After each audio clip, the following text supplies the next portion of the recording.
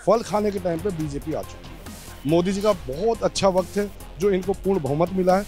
लोकतंत्र के अंदर एक आम आदमी आज इलेक्शन नहीं लड़ सकता।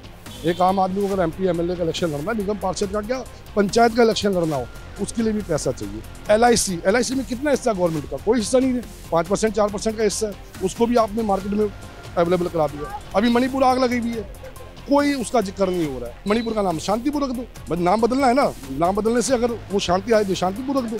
जीएसटी में कितने संशोधन हो चुके हैं, कोई बताए। कृषि कानून है, रात को ख्वाब आता है, सुबह कानून बन जाता है। मैंने अभी आपको बोला ना कि प्लानिंग नीति कोई नहीं है, केवल सपना आता है रात को 12 बजे और उसके बाद सुबह लागू कर दिया जाता है। उसके बाद उसके बैड इफेक्ट दिखे जाते हैं।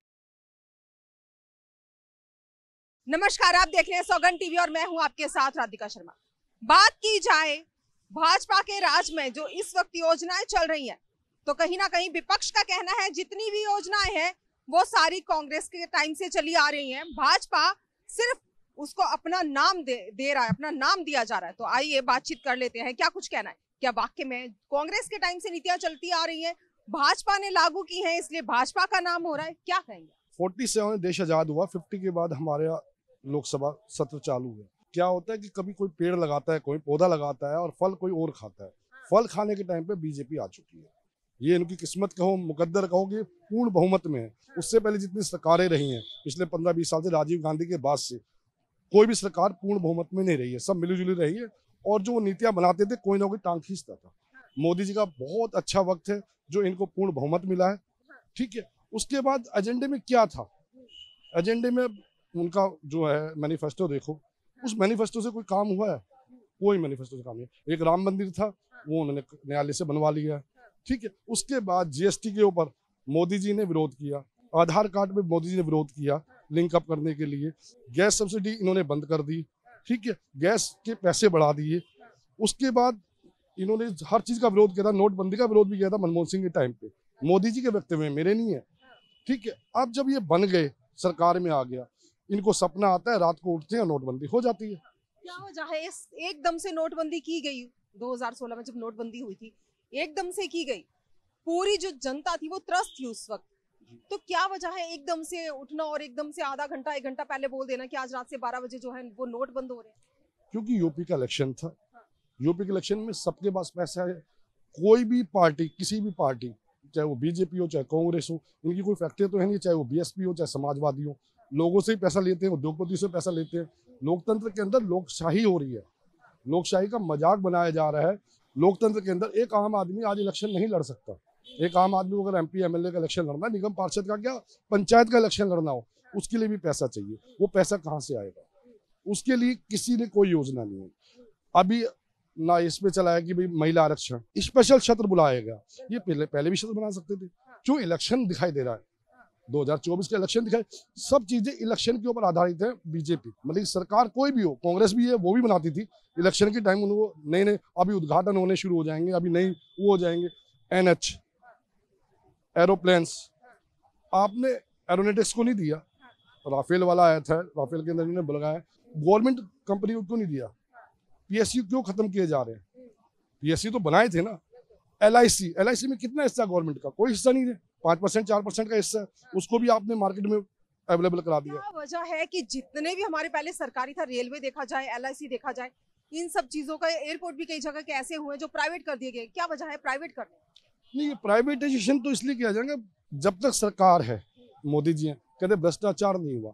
भ्रष्टाचार नीचे के लेवल पे नहीं, क्योंकि खाली वन मैन शो हो रहा है।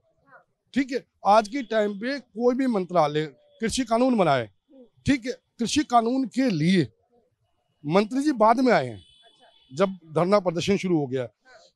अभी अग्निवीर योजना चालू करी, उसके अंदर अगर मंत्री आते तो समझ आता कि पब्लिक को समझाए, क्योंकि वो कानून बनाने वाले हैं, लोकतंत्र में बैठते हैं, वहां पे संसद में बैठते हैं। अफसरों का आने का क्या मतलब है? वो क्यों समझा रहे हैं? वो जॉब करते हैं, वो जॉब कर रहे हैं, नौकरी कर रहे हैं, बात खत्म। उनको डेमोक्रेसी के अंदर क्या मतलब है कि मतलब कि वो समझा रहे नहीं ये अच्छी योजना है? ये पहली बार हुआ है।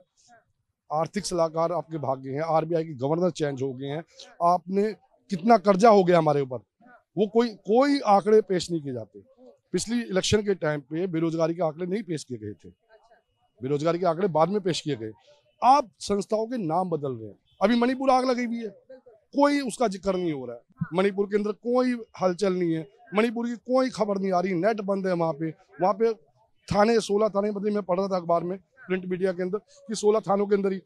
तो ये सब चीज किया है, भले उसका नाम मणिपुर का नाम शांतिपुर रख दो, बस नाम बदलना है ना, नाम बदलने से अगर वो शांति आए तो शांतिपुर रख दो। अभी आप बात कर रहे हैं मणिपुर की, कि मणिपुर का कहीं जिक्र नहीं हो रहा, क्या वजह है? कहीं ना कहीं अपनी कमियों को छुपाने की कोशिश कर रही है सरकार। कोई भी सरकार हो, अगर मैं भी गलती करूंगा, मेरी कमियां होंगी तो मैं भी छुपाने की ही कोशिश करूंगा।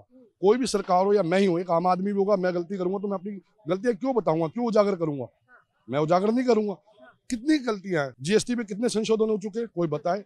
नोटबंदी करी, कोई प्लानिंग नहीं, कोई प्रोग्राम नहीं, कोई सचेत नहीं, कोई उसका गवर्नमेंट का रात को ख्वाब आता है कि मुझे ये करना है और सुबह कर दिया। कृषि कानून है, रात को ख्वाब आता है, सुबह कानून बन जाता है। अब के इसमें बहस क्यों करवाई, ये नारी वाले पे, लेडीज पे अभी जो उन्होंने किया है महिलाओं के आरक्षण, उसके लिए क्यों बहस कराई? बाकी कृषि कानून के लिए तो कोई बहस नहीं हुई। कौन से कानून के लिए बहस हुई पिछले 9 साल के अंदर?